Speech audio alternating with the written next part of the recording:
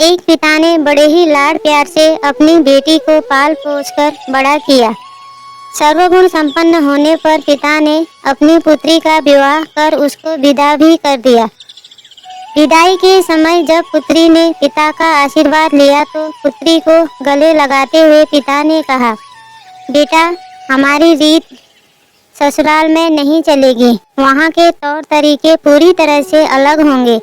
इसलिए ससुराल में जाकर बड़े बूढ़ों के पास बैठकर उनसे सीख लेना। बेटी जब बहू बनकर ससुराल में पहुंची तो उसने देखा उसके पति के अलावा घर में उसकी सासू माँ और एक दादी सास थी। बहू जब घर में कुछ दिन रही तो उसने देखा कि घर में दादी सास का बहुत अपमान एवं तिरस्कार किया जा रहा है। अपमान की हद तो तब हो जाती जब उसकी सास उसकी दादी सास को ठोकर मार देती, गाली देती एवं खाने के लिए भी कुछ भी न देती। लड़की को यह सब देखकर बहुत ही बुरा लगा।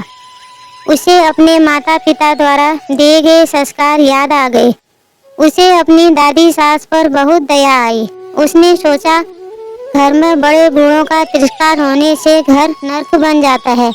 मुझे अपनी दादी सास के लिए कुछ न कुछ अवश्य करना चाहिए। उसने सोचा, यदि वह अपनी सास को समझाने का प्रयत्न करेगी तो उसकी सास उसके साथ भी इसी तरह का व्यवहार करने लगेगी। उसने स्वयं अपनी दादी सास की सेवा करने का सोचा। अब वह प्रतिदिन घर का काम खत्म करके अपनी दादी सास के पास जाकर बैठ जाती और उनके पैर दबाती। कुछ दिनों पश्चात वही सास को बहू का इस तरह दादी सास के पास बैठना और उनकी सेवा करना बिल्कुल भी अच्छा नहीं लगा। एक दिन सास ने बहू को बुलाया और उससे कहा, बहू, तुम घर का सारा काम छोड़कर सदैव दादी सास के पास क्यों जाकर बैठ जाती हो? बहू को यह सब पता था कि एक न एक दिन उसकी सास उससे यह प्रश्न अवश्य पूछेगी। बहू ने कहा, माँ जी, मैंने घर का सारा काम समाप्त कर लिया है। यदि फिर भी कुछ बाकी रह गया हो तो काम बताइए। सास बोली, काम तो कुछ भी नहीं है, परंतु दिन भर दादी सास के पास बैठना अच्छी बात नहीं। बहू ने सास की बात को बड़े ध्यान से सुना और उससे कहा, माँ जी, मेरे पिताजी ने सदैव मुझे यही सिखाया है कि जवान लड़के लड़कियों के मध्य कभी नहीं बैठना।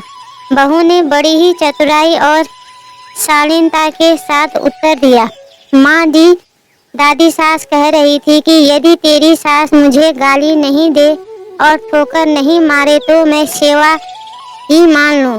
बहू की बात सुनकर सास ने बहू से पूछा, क्या तू भी मेरे साथ ऐसा ही करेगी? बहू सास के इसी प्रश्न के इंतजार में थी। बहू ने कहा, माँ जी, मुझे पिताजी ने बड़ों से घर के रीति रिवाज सीखने को कहा था। यदि घर के रीति रिवाज बुजुर्गों के अपमान करने के हैं तो मुझे भी रीति रिवाज अवश्य मानने पड़ेंगे। बहू का उत्तर सुनकर सासू माँ को अपने भविष्य की चिंता सताने लगी।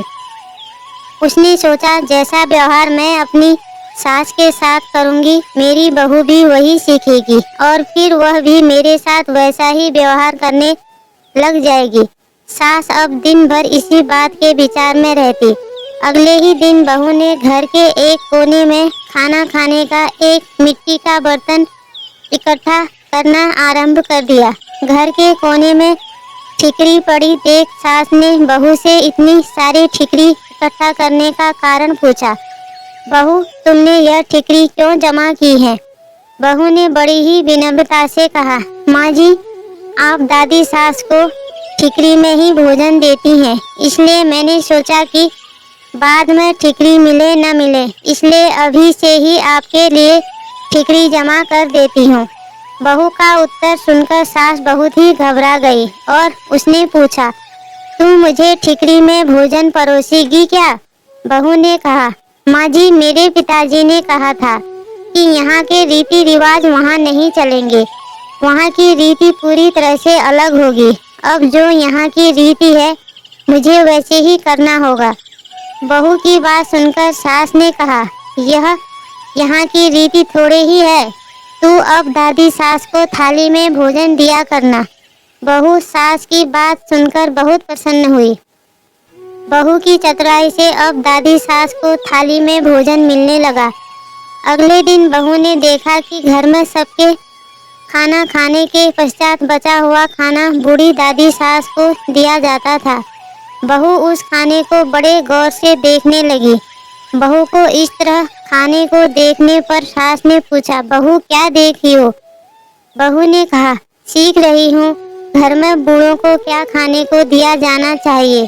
बहू की बात सुनकर सास ने घबरा कर कहा, बेटा यह कोई घर की रीति थोड़े है।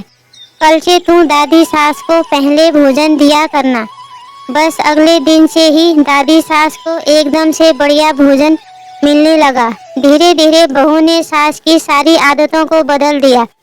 यदि बहू अपनी सास को उपदेश देती कि उन्हें बड़े बूढ़ों के साथ इस तरह का व्यवहार नहीं करना चाहिए, तो सास उसकी बात कभी नहीं मानती। इसलिए आज की युवा पीढ़ी को चाहिए कि उपदेश देने के बजाय स्वयं के आचरण में सुधार करना चाहिए।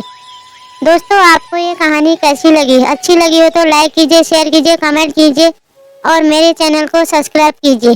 पूरी कहानी सुनने के लिए आपका बहुत बहुत धन्यवाद।